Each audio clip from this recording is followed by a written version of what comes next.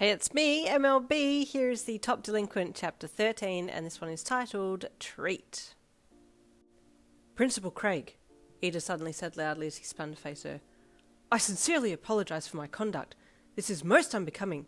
I accept any discipline you feel is necessary for... Iida, she snapped.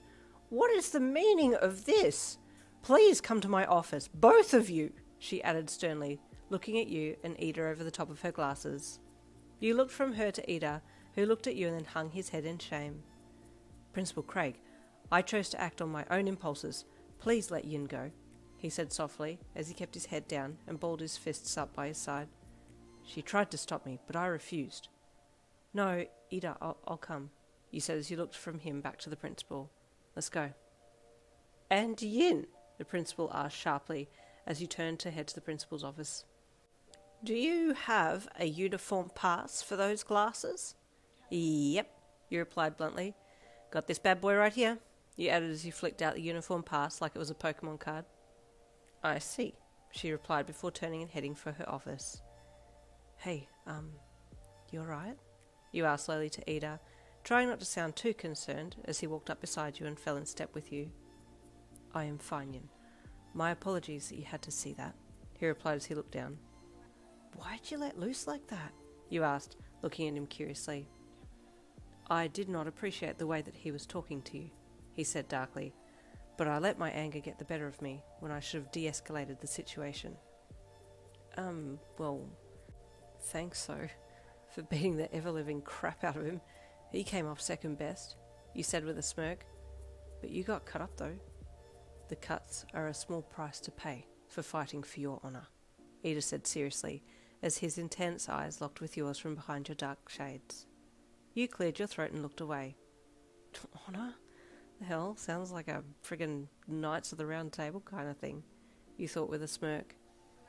I am also glad to hear that the relationship has been terminated between you two, Iida said softly. You kept looking away from him so your flusteredness wouldn't show. Yeah, you grunted. Now, Mrs. Craig said sharply as you all entered her office.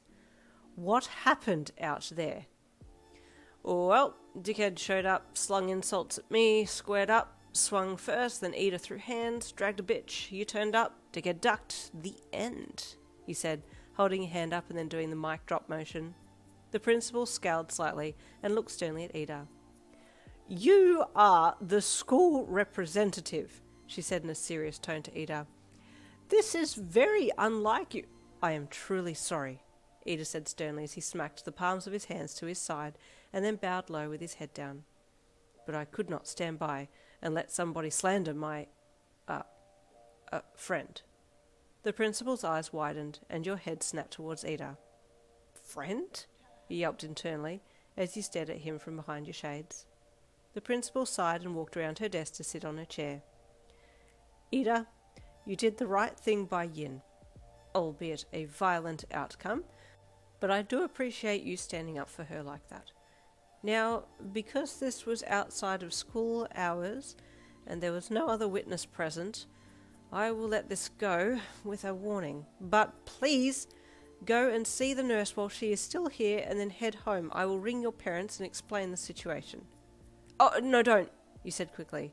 It's fine. Let me deal with my own ex-boyfriend, you added.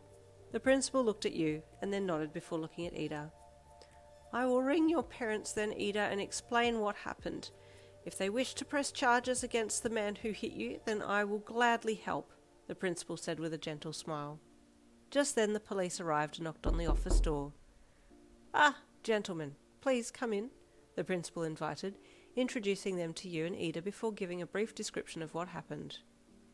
Would you like to make a statement? One officer asked you. Yeah, I guess, you replied as you picked up a pen off the principal's desk and wrote down what happened on a piece of paper. After talking briefly with them for a bit, you took Iida down to the nurse's office. Yin, please, I do not wish to delay you any more, Iida begged. I will attend to my own wounds, and then head home. Don't be stupid, right? You don't have your glasses on, so you can't see where the hell you're going. I'll just take you there, you grunted as you headed down the hall to the nurse's office. You knocked sharply on the door when you got there, but the lights were off inside, so you slid the door open and flicked the lights on. She isn't here, Iida commented as he followed you in. Well, guess what? I'm the nurse now. Sit down, you commanded, as you pointed to a chair nearby.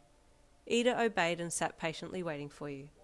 Now, you muttered as you pulled out drawers, left, right and centre, looking for band-aids and sticky suture things.